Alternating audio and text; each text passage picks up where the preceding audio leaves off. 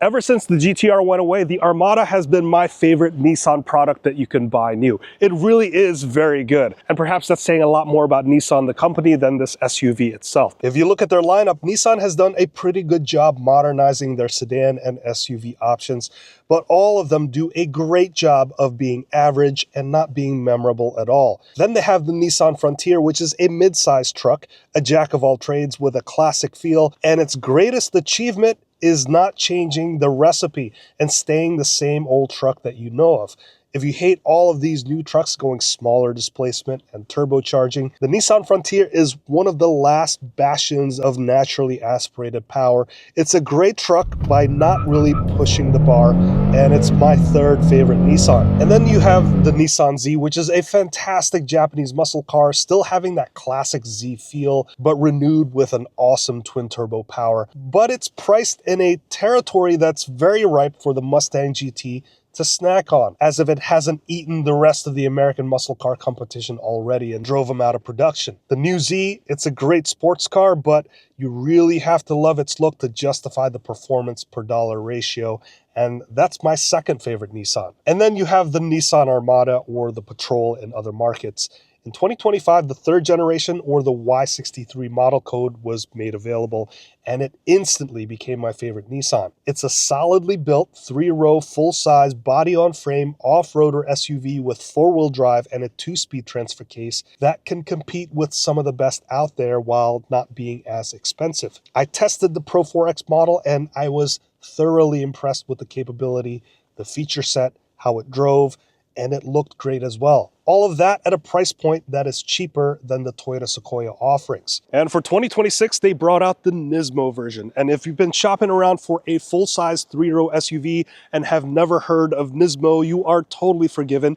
Nismo stands for Nissan Motorsports, and it typically represents the more hardcore version of the base vehicle. And that was the case for the GTR Nismo and the Z Nismo. Is it the case for the Armada Nismo?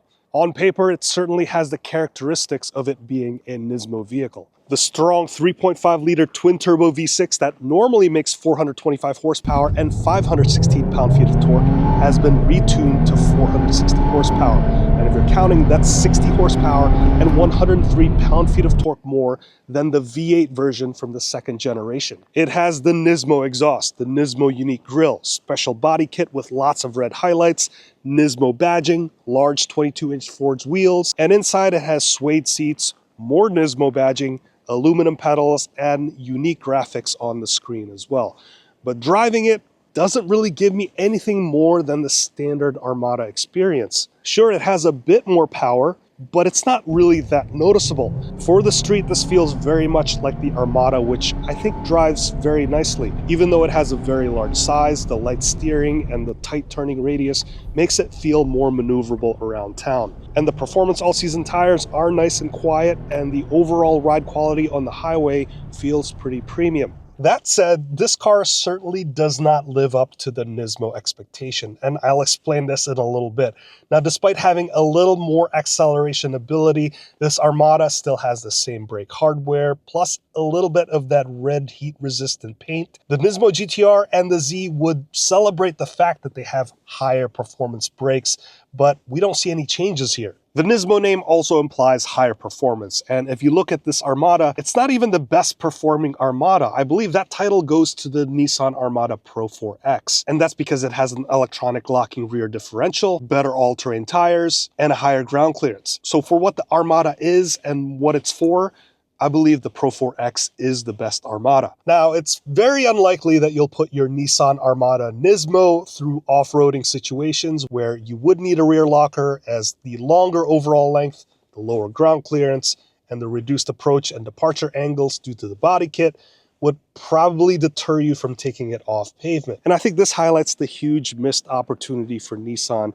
Instead of offering a higher performance street version of the Armada, Nissan should have doubled down on the Pro 4X recipe and that design. It should have been a desert off-roader version with bigger all-terrain tires, even higher ground clearance. Maybe instead of a ridiculous looking body kit, provide it with a heavily trimmed front and rear bumper for greater approach and departure angles, and also give it simpler, dedicated off-road suspension rather than the more luxury-oriented air suspension that this has. Only then would this have been in true spirit of the Nismo brand rather than what this is. This is a slightly diluted Armada experience. This version instead looks like a half-hearted attempt at making a full-size 3-row SUV be a performance SUV. Yes, they retuned the engine for a tad more power, added some fake engine notes through the speakers, which sounds pretty nice, and they made it look more unique to make it stand out and be more noticeable. But they sort of stopped right there. So instead of being a proper Nismo badged car like the GTR Nismo and the Z Nismo, this feels very much like a cash grab, just cashing in on the Nismo brand. That being said, the rest of the car is still pretty good. The interior of the Armada is up to today's standards. This comes with dual 14.3-inch units, and the infotainment system has built-in nav, wireless Apple CarPlay, wireless Android Auto, and it comes with Google built-in as well, which is becoming more prevalent in today's cars. Now, this has lots of nice convenience tech features, like a 360-degree camera view. I also love the amount of physical buttons that you could find in here. Here's your drive mode selector. This is a 4-wheel drive vehicle, so you have your transfer case controls right here. This also comes with heated seats, no ventilated seats, so that would normally go here. And of course, you have a volume dial and your dedicated camera button. And there's no longer a gear shifter here. That's been replaced by these set of buttons. And these transmission buttons might be a little bit different than what you're used to, but this is pretty straightforward. And I like that the reverse button has this little bump here. So this is like that little nub on the F and J keys on your keyboard. So once you know where the reverse gear is, you could quickly find where the drive and park gears are without having to look away from where you're driving. I do like that the Nismo version gives you this sports car-like feeling suede seats. They are heated again, and they also have a massaging feature for the front seats. You also get a heated steering wheel, and there's a wireless charger. The dash also has really nice feeling suede finishes, and there's nice ambient lighting as well. And just like other Nissans, this thing comes with ProPilot, but this is ProPilot Assist 1.1 version. So that will give you the adaptive cruise control and also the lane keeping assist,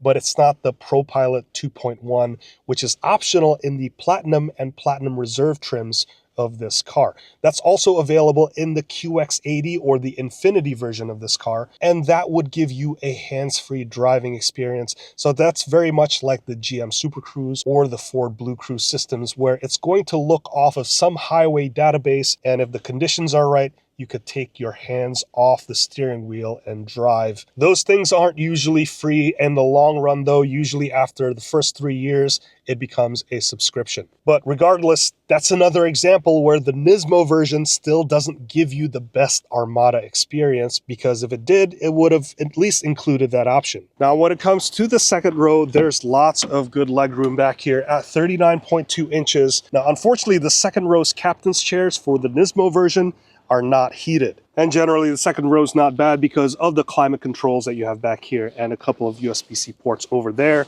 and also in the center console. And then the view's not so bad either because of the panoramic sunroof. And to get into the third row, it's as simple as just lifting that lever, and then the seat tilts and slides forward so that you can easily get back in here. And you know what? The space isn't too bad back here because you get 32.9 inches of rear legroom, but I do like where my knee is relative to my hip. This is a more comfortable seating position. So this is pretty typical of full-size 3-row SUVs, whereas in mid-size 3-row SUVs, it might be a little bit more cramped back here. And then you could also recline the seat back, and there's an extra USB-C port on each side of the third row. Now, as for cargo space, the area behind the third row is pretty usable, just like other full-size 3-row SUVs, and you get 20 cubic feet of space behind the third row. And I like that you could lower and raise the third row because it is motorized. And lowering the third row, that exposes 56 cubic feet of space behind the second row. And just like other cars, the second row is typically spring-loaded so that you could close it, but you can't raise it. You have to do it manually. And with the second and third rows folded down, this gives you up to 97 cubic feet of space behind the first row. So overall, I think this is a great SUV, but Nissan definitely missed a big opportunity. I think they went the wrong direction. Instead of building a street performance version of the Armada that isn't really any different than the base Armada, they should have went with the Pro 4X route and built an even more hardcore off-road desert racer version of the Armada. Something like that would have added to the Nismo name instead of watering it down. I want to thank you so much for watching all the way up to this point. My name's Hanson, and that has been the 2026 Nissan Armada NISMO, and I'll see you in the next one.